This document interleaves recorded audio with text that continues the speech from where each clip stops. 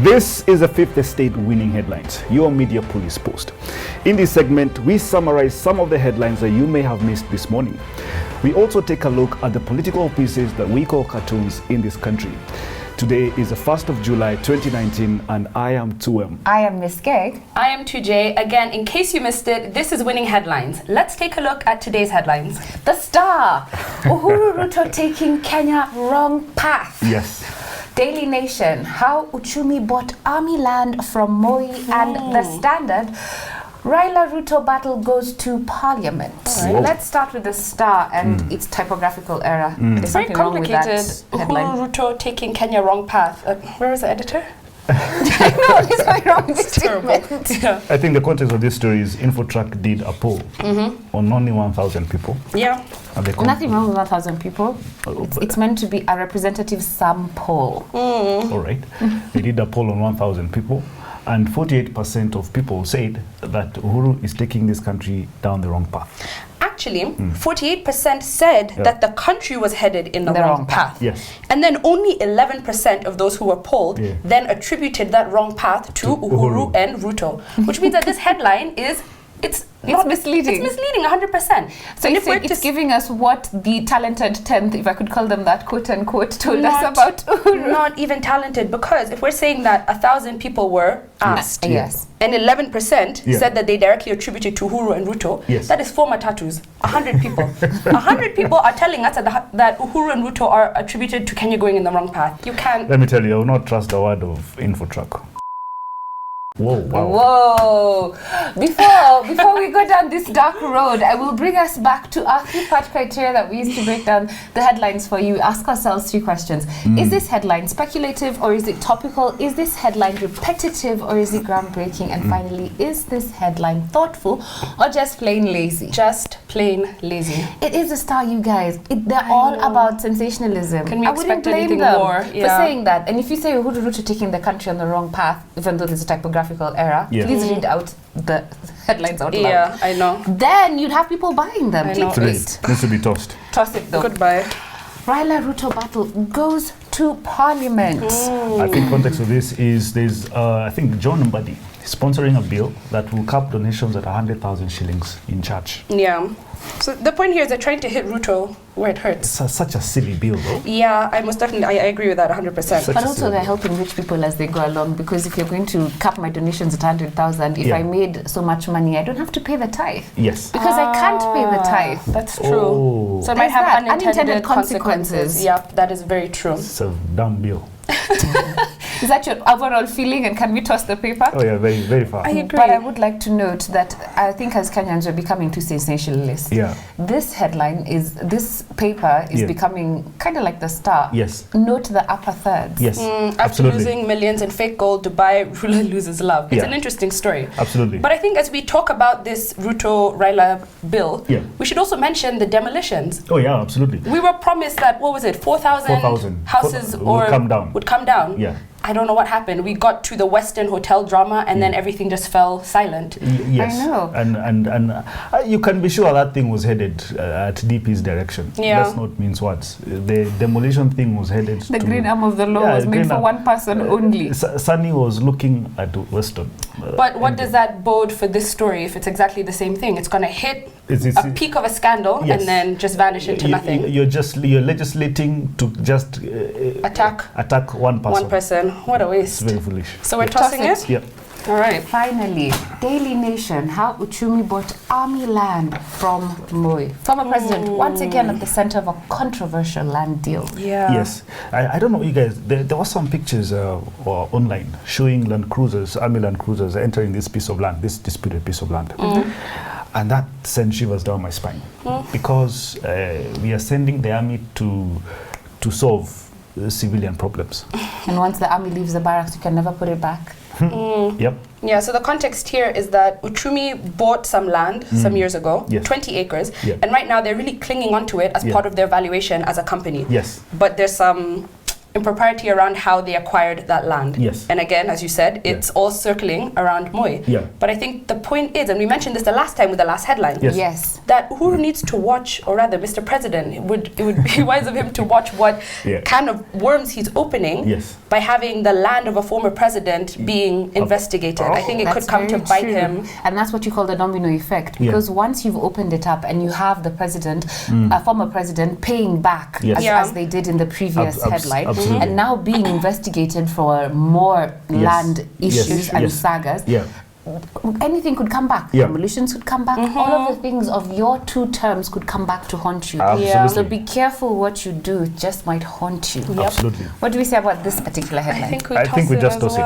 This is an interesting Monday. This is how we're beginning the week. I don't know how it's going to end. Yeah, but there's something we should have mentioned at the beginning. What? Something happened today, and in my view, it was a bit curious. What is it? President of South Sudan, Salva Kiir, is in the country for a state visit. Guy gets out of his car at State House. Normally, the president would say hi to him, and then next in line would be the deputy president. But William Ruto today was at a women empowerment forum in Nyamira County. What are you saying to him? I don't know. I will step away from that speculation and take us on to our next segment, the political pieces that we call cartoons in this country. Just like the headlines, we have a 3-part criteria that we used to break down. The cartoons for you, we ask ourselves, is this cartoon humorous or is it dry? Is it satirical or is it pessimistic? And finally, is it effective or just plain lazy?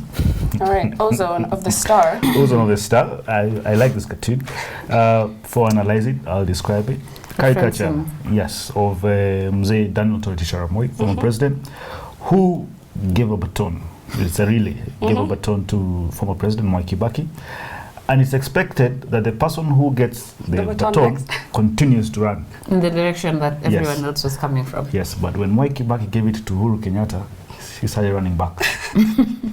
So again, this is in the context of the info track. Info track. And I think it's clever from Ozone. He calls the track info track. So according to info track,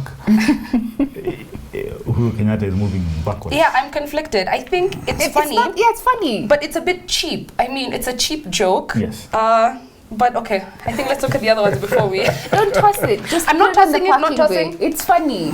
Our audience keep accusing me of not being objective, so I'm trying. Okay. Wow, so what's Karo telling us today? Caricature of students entering a faculty of cheating building. What do they offer? They offer plagiarism with integrity, exam cheating 101, quality cut and paste research, forgery, stealing elections, and CPA. Not the one you know.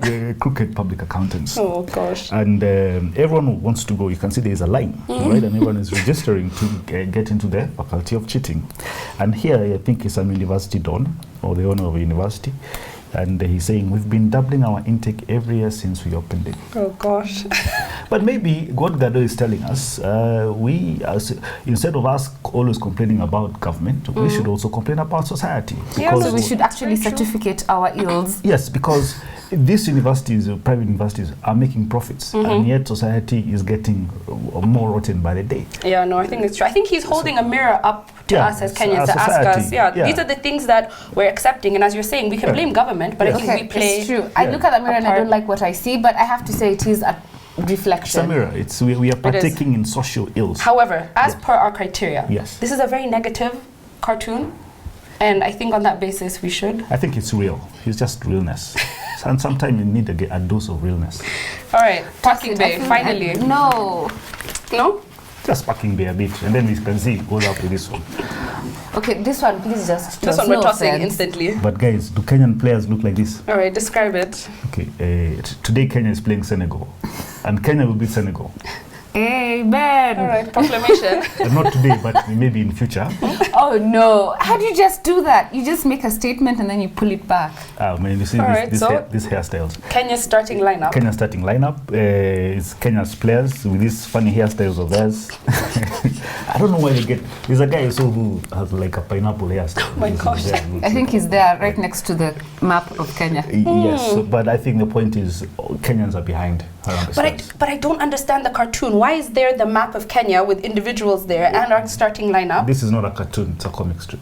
Okay, yeah, and that's what we do say about Iga. Moreover, the football is digitally inserted. He didn't even draw it. Yes. I think, okay, on the basis that it requires far too much information for me to understand this cartoon, I would say we toss. Even with the information you give me, I still don't get it. Exactly, it doesn't make sense. Just say, go Harambe Stars. Yeah, I say go Harambe Stars. Go Harambe Stars. There, I don't say go Harambe Stars. Maybe, like you just did. Yeah, but we toss it. All right, so what is our decision here? The star. Guys, are we serious? I'm very serious. I think the star is winning. The lesser of two evils? Okay. Yeah. Very well. I want you to congratulate him. I did that the whole of last week. I know, just again. Ozone, congratulations. It's like eating humble pie. Our winning cartoon is from Ozone of the Star. Yeah. What is our final thought? And now our final thought. We've decided this week we're going African. Yes. You're tired of the guys from the global north? College dropouts. Correct. And our final thought. Inspired by a book entitled The River Between by Ngugi wa Thiong'o. And as we had said earlier in another edition, another episode, that Ngugi wa Thiong'o was inspired to drop his name James, because before he was called James Ngugi. And then he was a student at Makerere. And his professor was a man called Emilio Stanley Mwai wa Kibaki. But Mwai Kibaki dropped the name Emilio Stanley. And he got inspired by that. But my takeaway from this book is this. It's that the identity crisis caused by colonization and Christianity, right? And the effect it had on Kikuyu culture. And not just Kikuyu culture, African culture by extension. So I have siloed 4 categories in this book, and the 4 categories are as follows. First is the influencers, who are the colonizers. They came with the Bible and they came with the extraction tools and the shovels. So they get our resources, transport them back, but to pacify us, they gave us the Bible. Second is the collaborators. In this book, we have 2 people. It was Joshua and Kabonyi. Joshua was once, he was very traditionalist, but once the white man came, he took after everything the white man wanted, and so did Kabonyi. The third group is the adapters, all right? And this is Wayaki. Wayaki and the 2 ladies, the 2 sisters, the 2 daughters of Joshua, Muthoni and Nyambura. Wayaki was a guy who could see far, and he took the model of schools because his father Shege had told him to go and look at the white man's methods, not to inculcate them, to look at them in order to beat the white man at his game. Yep. And so was Muthoni and Nyambura. And Muthoni at one point, I think she underwent female circumcision. But at the same time, she also had Christian values as well. But the last one is the conservatives, and this is Shege himself. And I'll say this about the conservatives. There was some affinity towards white methods, values, right? But he told him, Shege told Wayaki to go and look at the white man's values so that he could, look and so that he could take them in and be able to beat the white man at his game. But also, he had or wanted to be seen to have nothing whatsoever with the white colonialists. Yeah. No, I agree completely with everything you've said. Yeah. So The River Between was written in 1965 and it was part of a catalogue of books, part of the African Writers series. Yes. And you have books written by Chinua Achebe, Steve Biko, Oginga Odinga, Kwame Nkrumah, lots of books. And I think the latest book was written in 2007. Yeah. It's a bit of a dead series right now, which is quite unfortunate. Yes. But The River Between focuses on the lost heritage of the Eastern Africans through the characters of Wayaki and his tribe. Correct. So the novel focuses on the conflict between Christian missionaries and the indigenous tribes of central Kenya. Yes. So the central theme of this book is the river Honya. Yes. And that's why it's called The River Between. The Kiwa. So it's a key theme in the book, and Ngugi uses it as a dividing line between the 2 communities. So on one side you have the communities which have been infiltrated by the Christian missionaries, and on the other side you have the traditional Kikuyus. Yes. And that is why there is this river that separates them between them. I like that you say Honya. Honya. Anyway, so Wayaki is reared by his father to appreciate his Kikuyu heritage, so that when he is sent to the missionaries, as you said, to learn the white man's magic, that's what his father calls it, he acquires the knowledge without losing his inheritance, losing his traditional values. But when Wayaki then comes back and joins a Kiama, he's uncomfortable with the restrictions that the traditional Kikuyu culture imposes on him. Absolutely. And this dissatisfaction increases even more when he falls in love with Nyambura, because it goes against his traditions. Absolutely, yes. But I think my biggest takeaway in the book, the biggest question I had, was what was so appealing about this Muzungu culture that Kikuyus were so willing to just abandon it and take up the white man's values so wholesale? Yeah. Were we looking for something? Were we missing something? Or were we just susceptible to foreign interference? Is that rhetorical, or can I answer that? Of course, please. I can't even believe it. Go to them. Let me, I have a hypothesis. State your hypothesis. And my hypothesis is the Kikuyu man then was mesmerized by the subliminal symbols of power of the white man. It was not just the Bible. It was not just the building of schools and the missionary schools of the white man. It's also how the white man carried himself. And let me tell you this. Post 1963 independence, when our forefathers were wearing their caps, traditional caps, and their nice clothes, what did they switch over to in their dressing? Suits. They started wearing pinstripe suits. You know, some people had pocket watches. Some of them are alive today and still wear the same. Some guys had beautiful, you know, they took after the white man's methods. It's because there was something the white man knew the black man loved. It was not said, it was just shown. That's end of hypothesis.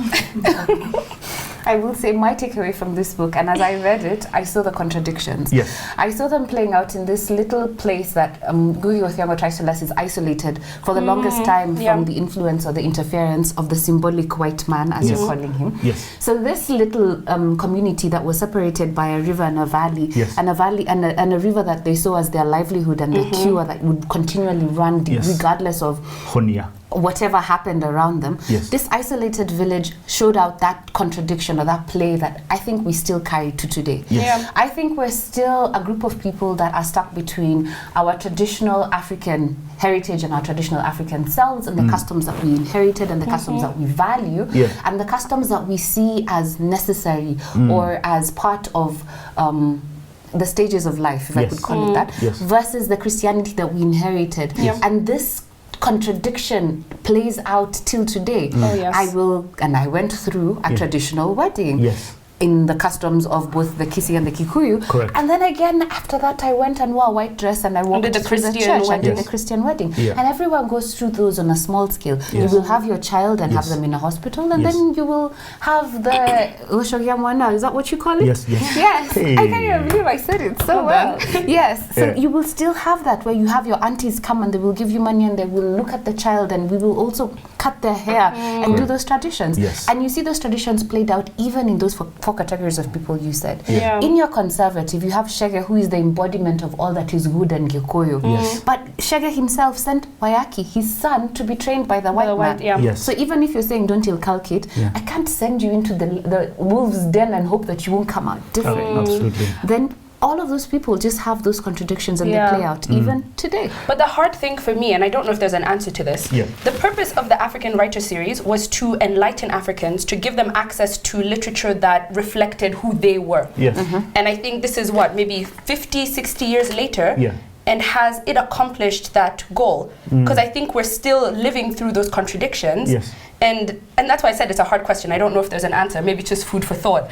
I don't know. I don't think there's an answer. And as Prof said, this African Writer series was our post-colonial reality. And I say we're still post-colonial. It's still our reality. And that's why at the end of the book, Wayaki and Nyambura just walk away into the sunset. We don't know what happens. I think they're still writing it. You know, we were having a discussion here earlier. And we said that when the white man took notice or took note of Ngugi wa Thiong'o is when he wrote the book in Kikuyu. When he wrote in English, not too many people bothered. And here's my line of questioning, and it's a bit sensitive. If we did not have Christianity in this country, would we have a God? Second, if we did not have Christianity in this country, would we be further than we are right now? Or rather, if colonialism had not happened, where would we be? If the white missionary had not shown up in Black Africa, where would we be as a continent? Who knows? I think that's I don't know where we would be, but we definitely would be, I don't know, some synthesis that I don't think we can imagine sitting here today. True. Because look at the Indians have their gods, the Chinese have Buddha. Where are they now? I don't know, but I do say this. I think we all should accept that we are Nyambura and Modhoni's mother. A quote in the book caught me, and I think I will keep it. That you could tell from her eyes that this was a religion learnt and accepted. Inside, the true Gikuyu woman was sleeping Wow. That was a quote about their mother. And I think that sometimes this is who we are. Yeah. That we put on a cloak of Christianity and a cloak of religion and a cloak of civility and a cloak of Westernization, but deep down inside we have a resting, sleeping, true African. And maybe what we need to do is tap into that. Because not all that was African is bad. Just as not all good that's Western is good. I would like today to tell you we have no winning headline. What a Monday. We have a winning cartoon from Ozone of the Star. What a Monday. What a Monday.